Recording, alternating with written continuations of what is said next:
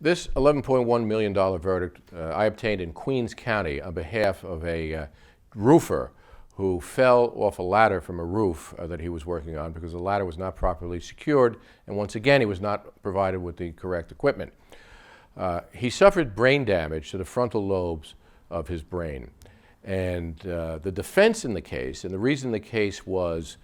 so vigorously tried and went to verdict, was that he was malingering, that he really wasn't that injured, really wasn't seriously brain damaged. And the reason the defense latched on this is because he went back to work after the accident and was actually, while at work, involved in an automobile accident when he rear-ended another truck.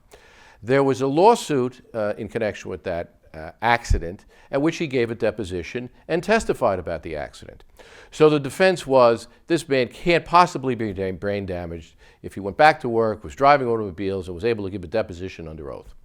Well, this presented a challenge, but together with our neuropsychologists and psychiatrists, I was able to prove that, in fact, he had serious injury to the frontal lobes, that the reason he was able to give a deposition was because his attention was directed to the questions, and we were able to show that all of the questions he basically answered yes, no, without providing any information, which our neuropsychologist explained is a typical way in which a brain-damaged individual would react.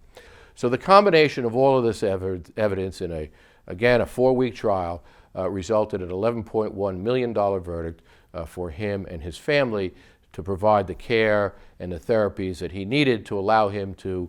live the type of life that he could possibly achieve.